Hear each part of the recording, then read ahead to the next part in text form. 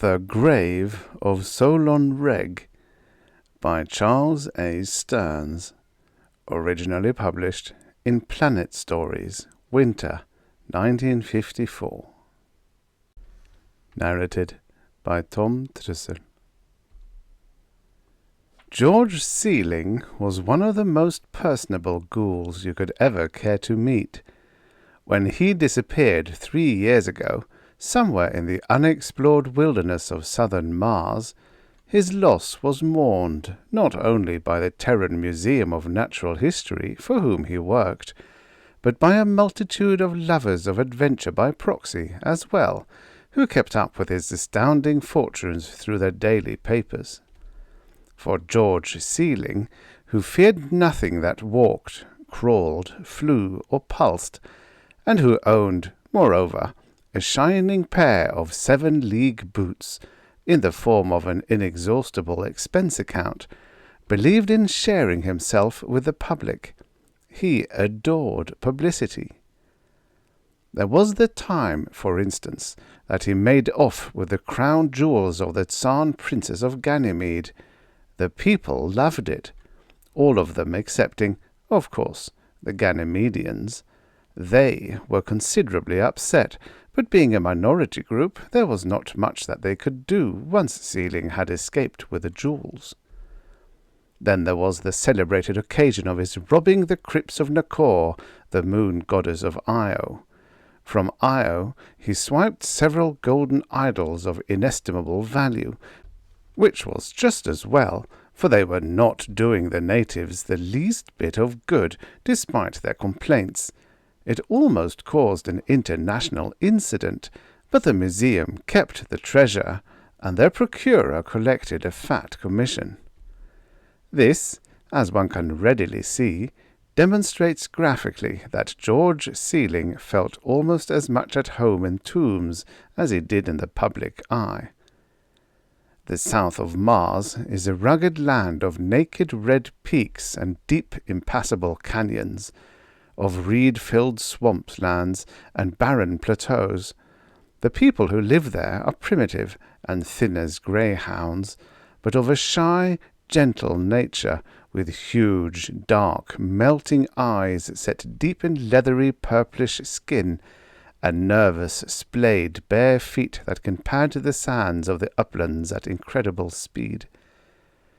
To George Seeling, the Ghels were merely an incidental impression to add to the menagerie of weird people from many worlds that already stuffed his brain and made him rather a cosmopolitan with regard to alien cultures.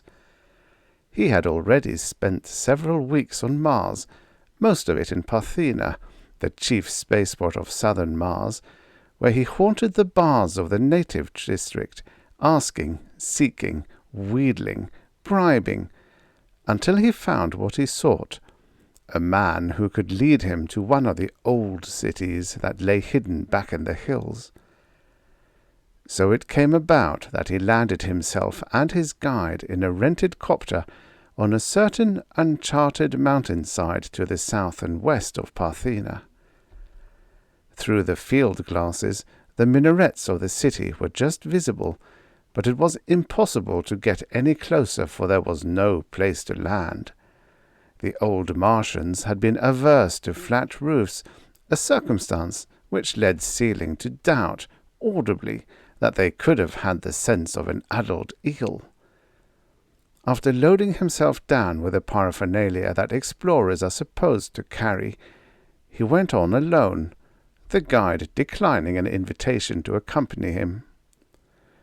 It was almost dark when he stumbled over the first bit of masonry, some prehistoric curbstone perhaps. He had walked for hours in a tangled forest of giant reeds, and the suddenness of his discovery startled him. He had wandered right into the midst of an abandoned city without even knowing it. Such was the customary luck of George Seeling. He could see shadowy outlines of some of the eroding old towers from where he stood, but he knew it was too late in the evening to explore them safely. He had waited this long. It wouldn't hurt to wait through one more short Martian night. He found a clearing near a roofless columnar tower and spread his sleeping bag beneath its wall. He went to sleep, elated with his good fortune, and slept dreamlessly and without disturbance. But then, it took a great deal to disturb George Seeling when he slept. In the morning the Ghels were there. There were about a dozen of them, silently squatting in a semicircle about his camp, contemplating him at a respectful distance with their soulful gazelle eyes. There is something disconcerting about waking up and finding that one has acquired uninvited guests, but Seeling never turned a hair. He reached over and grabbed his rifle, but the Ghels never moved. They looked, for all the world, like purple-brown graven images squatting there, except that the round black eyes blinked once in a while. The Ghel tongue was a very rudimentary one, and Seeling, who was naturally adept at such things, had studied it at some length during the weeks in Parthena. He felt that he could get along. "I greet you," he said, still fondling his rifle. "I am an earthman." "We know," one of the Ghels said in a curious whistling voice. "What do you want here?" "I come to see the city," George said. "This is the sacred dead city of Solon Regh, the wisest of the ancient ones. We do not welcome visitors here." "It's not your city, damn it," George said. "What did you say?" "Sorry, I said this is not the work of your race. Why do you care if I look around?" "It is a shrine. The old ones took care of us before they went away. We loved them and do not want their dead disturbed." George Seeling grinned with delight. He never enjoyed himself so much as when he was where he wasn't supposed to be. "We would be very sad if the dead were desecrated," the Ghel said. Said Seeling impudently. "But what would you do if I went ahead and desecrated them anyway?" The head Ghel looked shocked. He turned his saucer eyes on his companions, and they all squirmed on their haunches and looked shocked too. "We would be very sad," the Ghel answered. "No hard feelings," George Seeling said. "But if the advancement of science and the dispersal of knowledge were left up to you fellows, the world would be in a hell of a fix." He aimed his rifle suggestively at the Ghel's chest. "Do you know what this is that I am pointing at you?" "It is a death stick. We have seen them before." "Right. Now, there's something you can do for me, and I'll take it very kindly if you cooperate." "Kindness is something we understand." "That's fine. Somewhere about here are the tombs of the old race. All the legends of Mars tell about the wealth of the ancient, and I hear this Solon Regh was sort of a Martian King Tut. Lead me there, and I'll be kind enough to spare your life." The Ghels all blinked their eyes rapidly. Seeling fancied that there would have been tears in their eyes, except that Ghels have no tear glands. He felt a little sorry for them. "Come with us," the leader of the Ghels said. Seeling was properly impressed. He had seen enough of the old cultures of the planets to realize that here, indeed, was something special. The walls loomed high above his head, shutting out the light of the morning sun as he walked down the street canyons where the vegetation had not yet penetrated. The Ghels padded on ahead of him. There was a musty smell about the place, most appropriate, and the old-timers had quite a flair for architecture, he thought. The masonry was a kind of cemented substance that was nearly as hard as granite. The weather had eroded it into a lovely pearly greyness that was satiny smooth to the touch. He stroked the walls lovingly, and wished that he could transport the whole place back to earth. At the end of one street, a bright yellow kraal snake struck at him, and he killed it with the butt of his rifle. They encountered no other life. Everywhere there was silence. The Ghels made several turns through narrow passageways, and all at once Seeling was face to face with the most breathtaking sight he had ever beheld. In a great hidden courtyard the palace lay. It was at least 600 feet high, from massive base to delicate multiple pinnacles that festooned the arched roof. The facade was inscribed with countless lacy designs set into the mother masonry with snowy white stones. The great arched doorway gaped open invitingly to the kind of darkness that Seeling found most exciting. The Ghels stopped. "You are certain that you will not change your mind?" "Look here," Seeling said.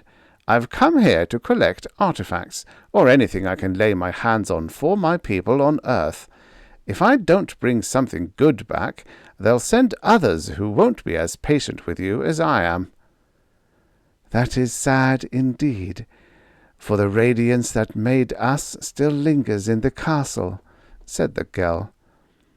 "I'm not going to hurt his radiant majesty, whoever he is," Seeling said. "What I want is junk, stuff that you never use anyhow. So let's get on with it." George Seeling was panting by the time he had climbed to the top of the central tower. He had always thought of a tomb as some damp, dark hole beneath the surface of the ground, for such had been his experience many times before. But the resting place of Solon Regh the Wise was a large, light room, not half so eerie as the big throne room below, for instance. It took him 5 minutes to work the mechanism of the outer door. When he got it open, he went in and found a convenient coffin to sit on, wiped the sweat from his forehead, and indulged in a cigarette before continuing. The room had no windows, but there was light coming in from the great transparent dome of roof. A cheerful place, he thought, for a crypt. There were 6 coffins in the room, neatly arranged around its periphery. He wondered which one was Solon Regh's. All of the biers were plain, untarnished metal, a silvery alloy he couldn't quite identify. Upon one of them there was a modest crest or symbol. That one, he decided, must be the coffin of Solon Regh. He was feeling a little ill. A headache from the altitude, he thought, or perhaps he'd caught a touch of the fever. Better to get it over with and get out of here. All the pleasure of discovery was gone now. He took out his array of chisels and went to work on the coffin, which yielded easily to his professional looter's touch. The lid was light and slid aside soundlessly. George Seeling came face to face with Solon Regh. The relics of Regh the Wise seemed to be in perfect condition. Over all lay a semi-transparent coating of a waxy substance, the preservative, he supposed. The figure was as large as his own. The old race must have been much closer, genetically, to his own than the Ghels. But Seeling was not concerned with any of this. He flopped Solon Regh over on his belly without ceremony and examined the bottom of the coffin. It was no use. No treasure here. He did find something, however. The ring on Solon Regh's finger. He chipped off the preservative, slid the ring off, and put it in his pocket. Then he examined the other coffins.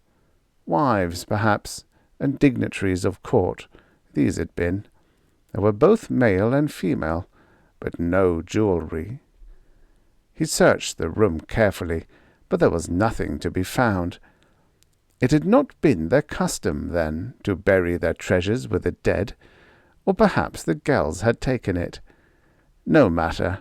He knew the futility of looking further. When a race chose to hide its treasures rather than try to take them along to the happy hunting grounds, they usually did a good job. He remembered searching in vain for a solid year in the catacombs of Neptune once. His face was burning with some inner fire now. He knew that he must have a high fever. He felt much worse. But to go back empty-handed... And suddenly he knew that he would not. He took the steps back down to the throne room 3 at a time, for he felt, strangely, that he must hurry.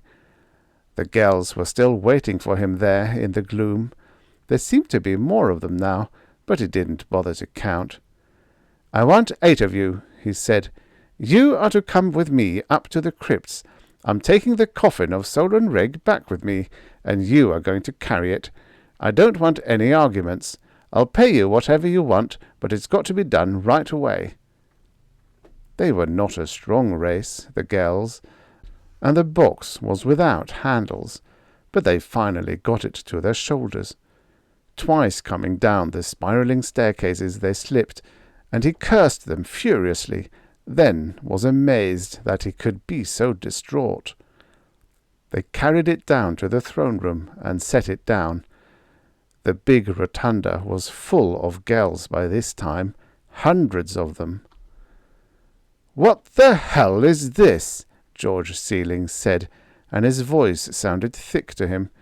"If you're going to start trouble, I'll kill the first Ghel that lays a hand on me or the coffin."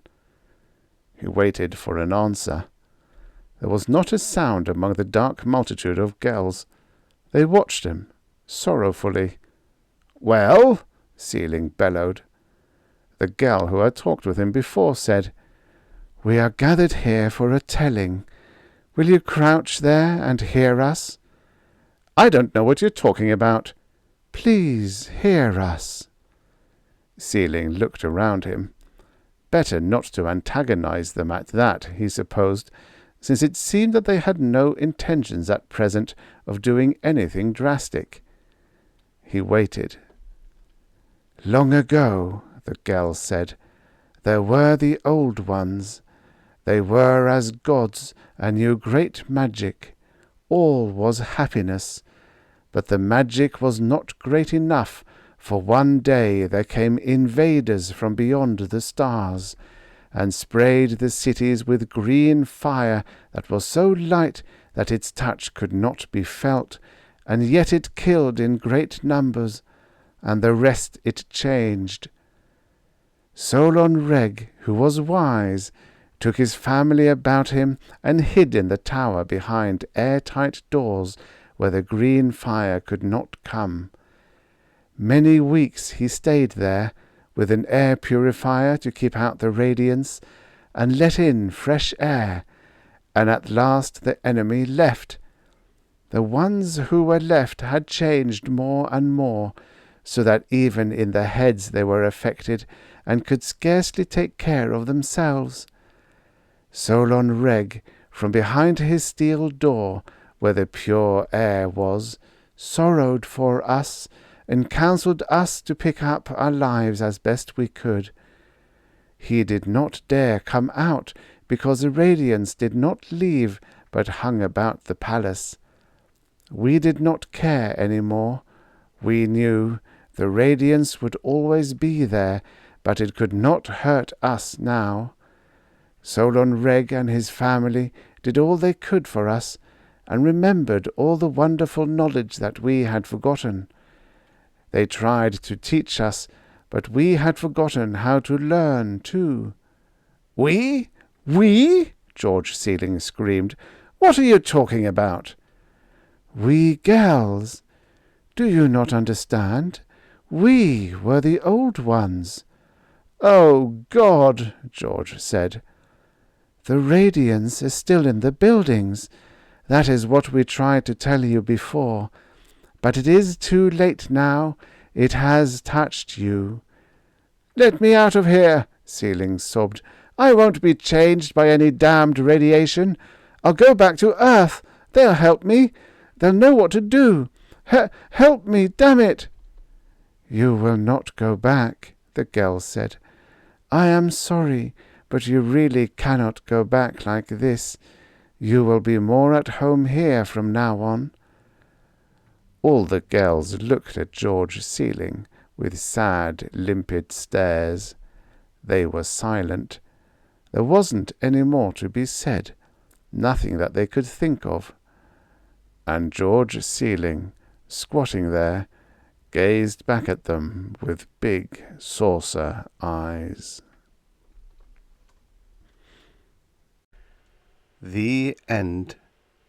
Subscribe for your daily stories of futures past.